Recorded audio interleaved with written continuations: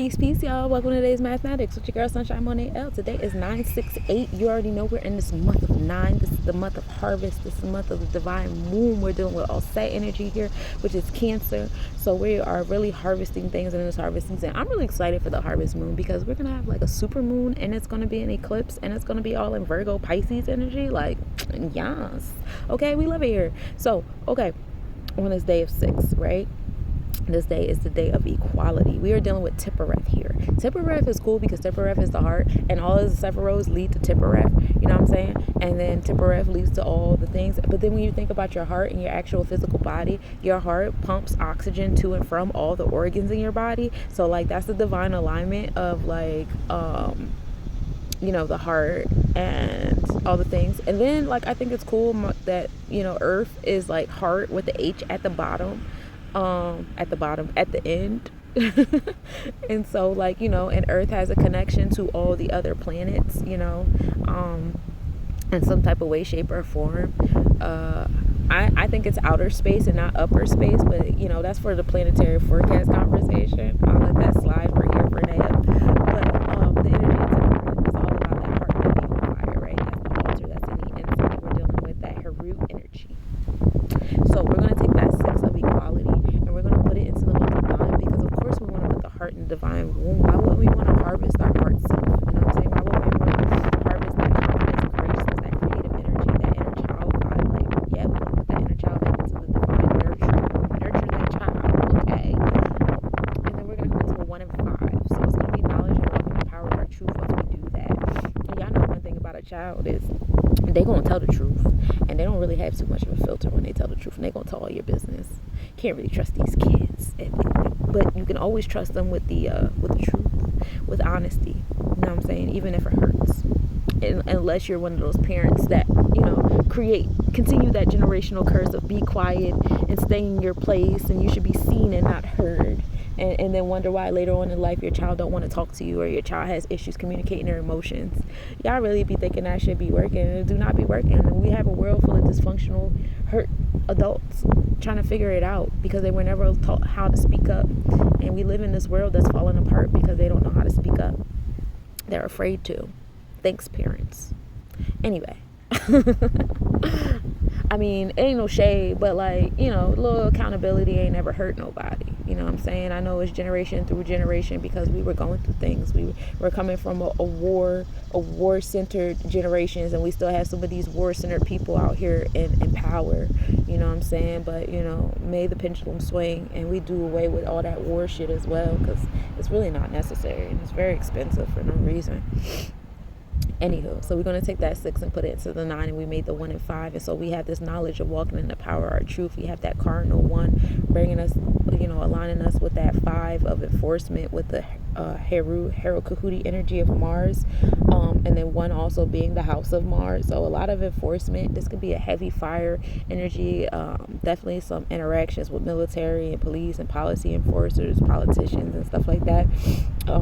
Definitely could be a space of anger, motivation in that space. Just be mindful of that. Be mindful of that energy today, Ashe. The 5th house is also that Leo house of the dramatics and that heart being on fire. So today is a big fire day.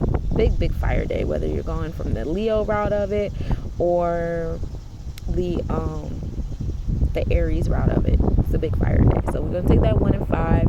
We're going to put it together, and it's going to bring us right back to 6. I don't know if you guys noticed the patterns with the numerology yet, but I hope you guys are catching on as we reach more than 50% of the first decan of the month, where we've been in the decan of all set and knowledge and intellect, right?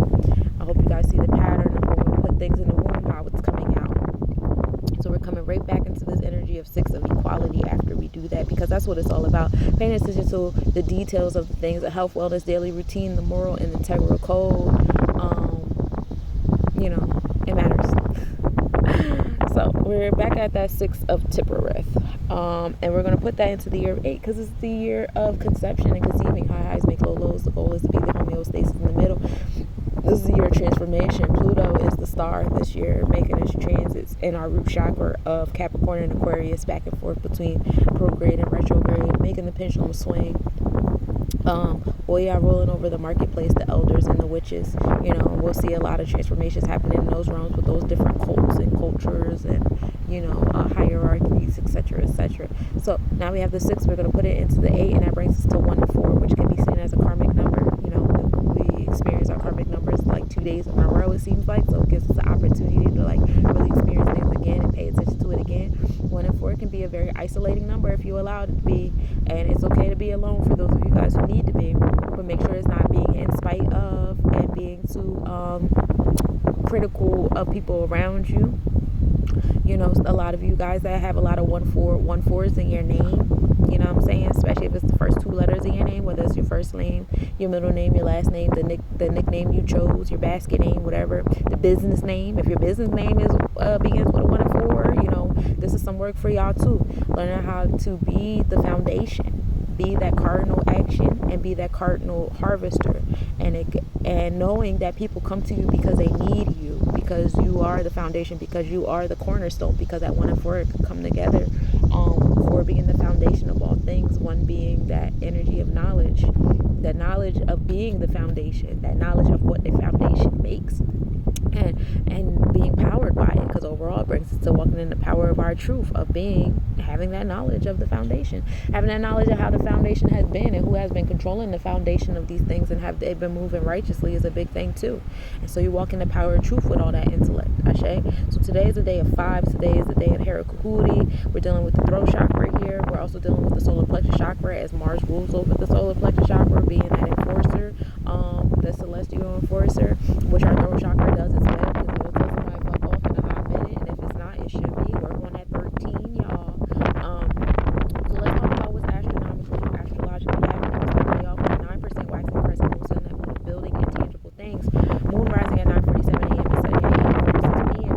We are in Libra, so our mindset is all about finding a balance on things. Venus loves it here. Saturn loves it here. So for my Saturn rule people, you guys are really enjoying the moon right here with the Libra being on your mind. Utilize it for your sense of understanding, because if things are not seeming balanced or injustice, y'all know what it is.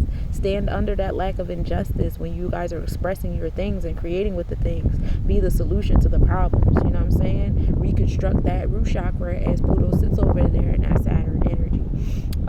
We are still organizing in the sidereal and constellation of Virgo, right? Self-organization is key here. Sunrise at 6:32 a.m. and setting at 7:22 p.m.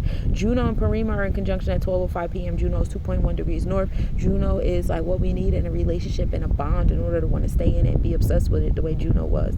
The way Hera was with Zeus, right? She did everything but leave that man. And Porrima gives us the energy of prophecy. So some of y'all may be fantasizing or having prophecies about the individual or the bonds and contracts, the reality that it is that you want, that you're willing to fight for, that you want to sit in. You know, you're finally getting that organization and that focal point, and realizing how much energy you've been putting out that has not been in alignment with that. And so be accountable for that. I know it's very difficult in this world that wants you to do like 3 or 4 different things at one time. You gotta have like 20 fucking LLCs in it. You gotta work on yourself, and you gotta homeschool your kids, and you gotta grow your own food, and you still need a job. And no, you need like 2 jobs. You know what I'm saying? Because if you want to pay all these bills, like you have to have that. And then you guys want all the subscriptions and the nice things, and I still want to go on vacation, because like if I don't have a passport, people are looking at me crazy, and I don't go places, and I'm talking to people that be traveling to other countries. It's like, what the fuck?